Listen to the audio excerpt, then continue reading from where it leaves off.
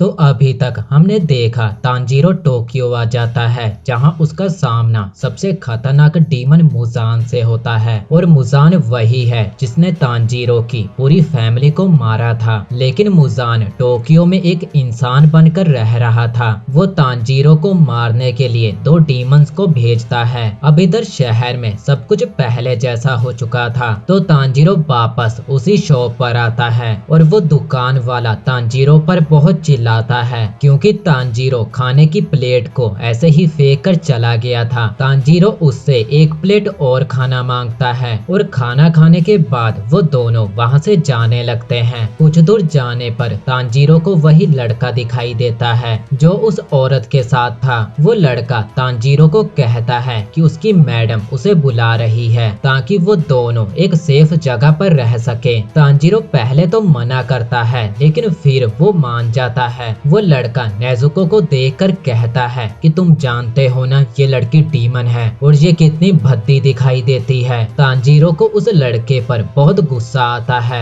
और वो कहता है कि उसके शहर में नेजुको सबसे खूबसूरत लड़की है। अब वो लड़का उन दोनों को अपने साथ लेकर जाने लगता है लेकिन तांजीरो पूरे रास्ते भर उस लड़के के ऊपर चिल्लाए जा रहा था कि आखिर तुमने मेरी बहन को ऐसा कैसे बोला। तभी वो लड़का एक दीवार के अंदर चला जाता है और उन दोनों को भी ऐसा करने को कहता है। तांजीरो और नेजुको भी उस दीवार के अंदर चले जाते हैं। वो एक जादुई दीवार थी जिसके अंदर एक बहुत बड़ा घर बना हुआ था। वो लड़का घर के अंदर जाने से पहले तांजीरो को कहता है तुम दोनों मेरी मैडम को परेशान बिल्कुल नहीं कर सकते और मैं सिर्फ मैडम के कहने पर ही तुम दोनों को यहाँ पर लेकर आया हूँ। अंदर जाने पर तांजीरो देखता है वो औरत उस जख्मी औरत का इलाज कर रही थी और वो बताती है कि इसे ठीक होने में थोड़ा टाइम लगेगा पर ये ठीक हो जाएगी और इसके पति को हमने बेसमेंट में बंद करके रखा है क्योंकि वो औरों के लिए खतरा है। तांजीरो उस औरत को कहता है आप तो डीमन हो तो क्या आपको इंसानों का खून पीने की जरूरत नहीं पड़ती। वो औरत अपना नाम तमायो और उस लड़के का नाम योशिरो बताती है। तमायो बताती है कि वो है तो एक डीमन पर उसने खुद को काफी चेंज कर लिया है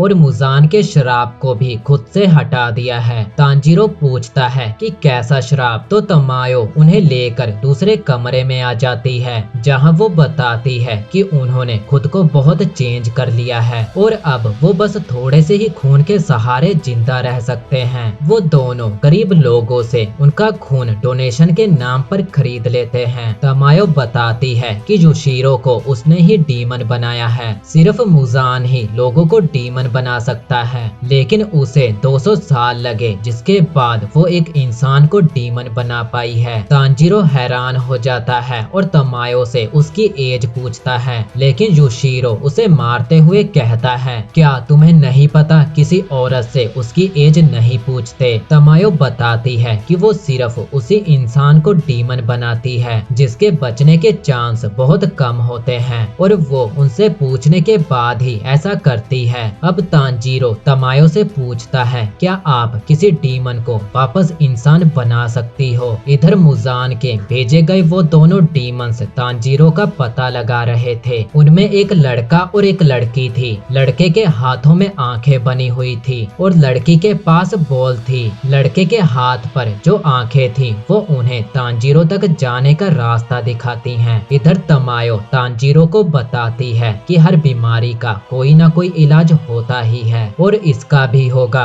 हालांकि अभी उसका पता लगाना बाकी है। तमायो कहती है कि वो इसका पता लगा लेगी लेकिन इसके लिए उसे तांजीरो की मदद चाहिए। एक तो उसे टेस्ट करने के लिए नेजुको का खून चाहिए क्योंकि नेजुको बाकी डीमन से बहुत अलग है और दूसरा उसे ऐसे डीमंस का खून चाहिए जो मुजान के खास हो और उसी की तरह ताकतवर हो, तभी वो इसका इलाज ढूंढ पाएगी। तांजीरो तमायो की मदद करने के लिए तैयार हो जाता है क्योंकि इस इलाज से सिर्फ नेजुको ही नहीं बल्कि बहुत सारे लोग ठीक हो पाएंगे। तभी योशिरो को कुछ महसूस होता है और वो सभी को झुकने को कहता है। दो बॉल दीवार तोड़कर अंदर आती हैं और ये बॉल उसी डीमन की थी जो तांजीरो को ढूंढ रहे थे। वो दोनों डीमन उनके घर के बाहर खड़े थे। शूशा मारू मारू अपनी बॉल्स लगातार उनके घर के ऊपर फेंकने लगती है और इधर ये चारों उनसे बचने की कोशिश करते हैं। सुसामारू एक बॉल युशिरो की ओर फेंकती है, लेकिन युशिरो उससे बच जाता है, पर वो बॉल अपने ही आप अपनी दिशा बदल कर वापस युशिरो की ओर आ जाती है और उसका सर उड़ा देती है।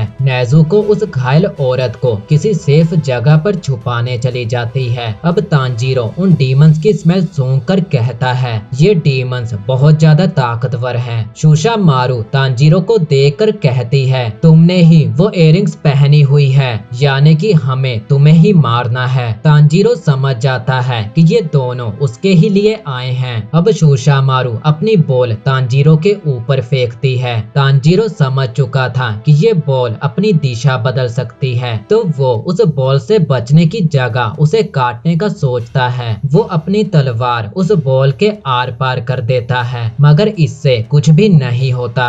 बॉल उसकी तलवार में से वापस निकल जाती है। तांजीरो समझ नहीं पा रहा था कि ये बॉल आखिर ऐसा कैसे कर पा रही है, जबकि सुसामारू तो कुछ भी करती ही नहीं, तो ये बॉल अपनी दिशा कैसे बदलती है। इधर युशिरो का सर वापस आने लगता है और चिल्लाते हुए कहता है, ये डीमंस तांजीरो के लिए आए हैं। मैंने आपसे कहा था हमें एक डीमन स्लेयर को यहाँ नहीं लाना चाहिए। आज इसकी वजह से ये डीमन हमारे घर आ गए, जिसे हमने सालों से मुजान से छुपा कर रखा था। इतना कहते हुए युशिरो का सर पूरा वापस आ जाता है। अब सुसामारू को और भी ज्यादा गुस्सा आने लगता है और वो अपने ऊपर के कपड़े फाड़ देती है, जिसके बाद उसके हाथ के नीचे 4 और हाथ निकल आते हैं और उन सभी हाथों में एक एक बॉल होती है और कहती है, तुम 12 किजुकी डीमंस के एक के हाथों से मरने वाले हो। तांजीरो को समझ नहीं आता कि वो डीमन क्या कह रही है, तो तमायो उसे बताती है कि ये 12 डीमंस का एक ग्रुप है।